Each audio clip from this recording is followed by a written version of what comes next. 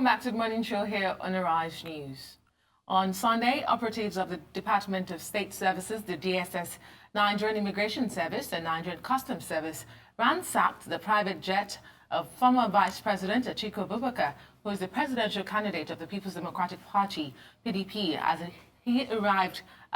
According to the Minister of State for Aviation, the search was a routine check.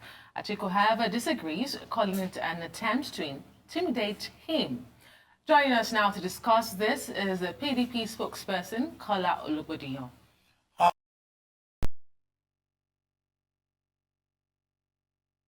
Good morning. Yes, good to have you back. I can hear you clearly. Yeah, good to have you back on the morning show. Thank you very much. Well, you must have listened to the introduction by Adesua.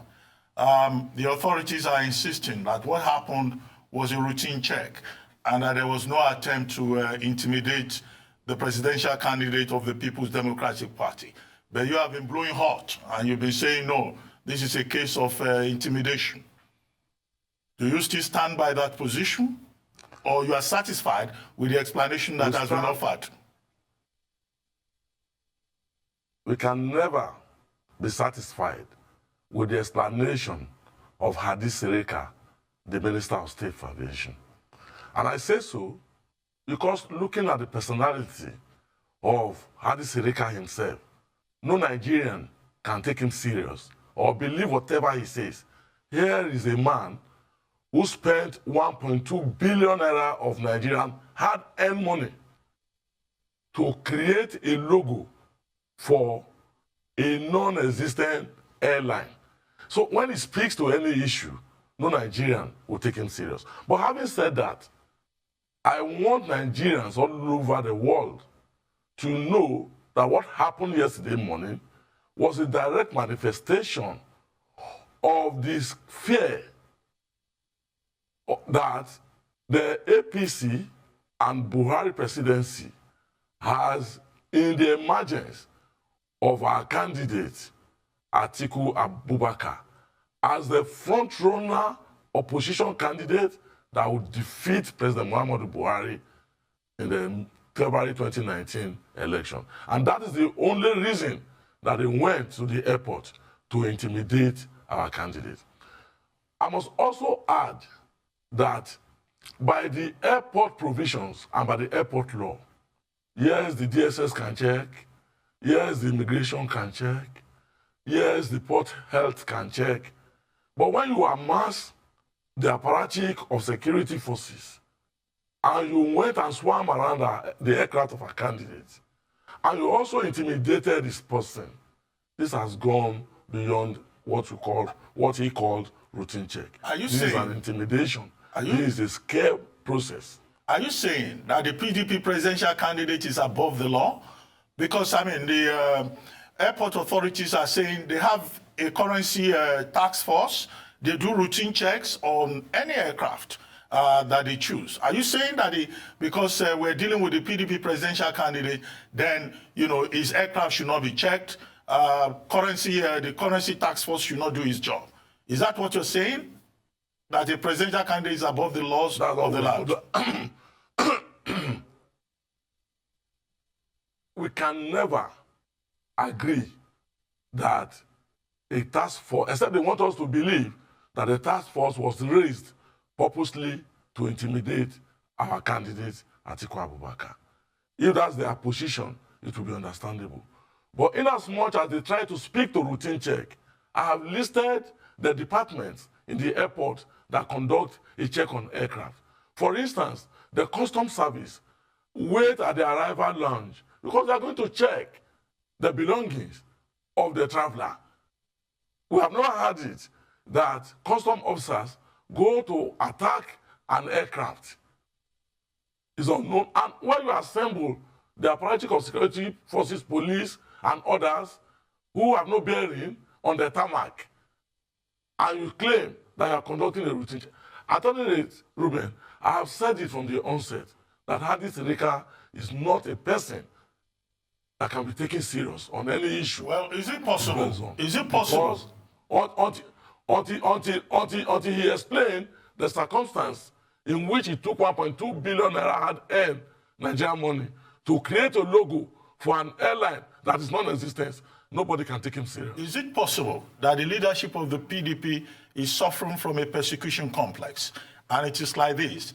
The other day, there was an incident at the home of the Deputy Senate President, Ike Ekweremadu.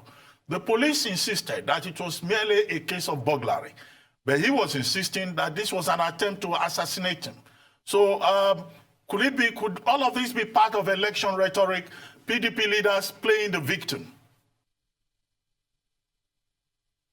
That's not correct, Mr. Ruben.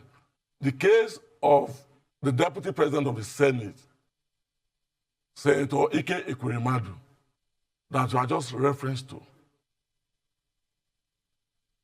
Ike Ekweremadu had come out openly to claim it was an assassination attempt. The police, without conducting its investigation, said it was burglary, and they claimed that it happened in another neighbor's house. You can imagine, just imagine, the number of security beats that their so-called burglars crossed before they got into the room of the Deputy Senate President. So when you look at that, you will be convinced, even by yourself, that the police ought to have looked beyond the issue of burglary before they came out and said that it was burglary. But having said that, we are not suffering from any persecution complex. No. We are insisting, we are telling the world what the ruling government is trying to do to the opposition. And we have a responsibility to tell the world. Don't forget that even our presidential candidate had earlier stated and declared that his family were being threatened. And I don't know whether our vice presidential candidate, who I just finished with you, also laid bare to instances of threats and intimidation around him. You must agree with us in the PDP that Nigerians have made their decision. They are rallying the People's Democratic Party. They are rallying our candidate as a person who is coming to make a difference in governance.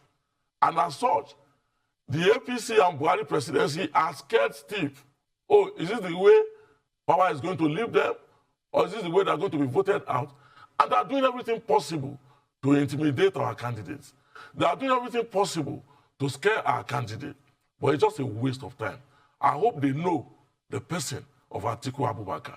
Okay. And the travails he has crossed in life. Mr. Ologbondiyan, the polls will determine who Nigerians are rallying behind. But let me quickly ask you about the situation in Sokoto State. We do hear that Honorable Tambuwa's name did not make it to the INEC list. Can you quickly tell us about that? What is going on in Sokoto? It would be strange if his name did not make it to the INEC list because he's a candidate of the party. But you know, and I'm sorry to say this because Dr. Ruben Abati is here, INEC has become very manipulative and they are shopping for candidates on the streets. Candidates who didn't obtain form from the party, candidates who never participated in our processes of primary election are now being enrolled on their list as their candidate.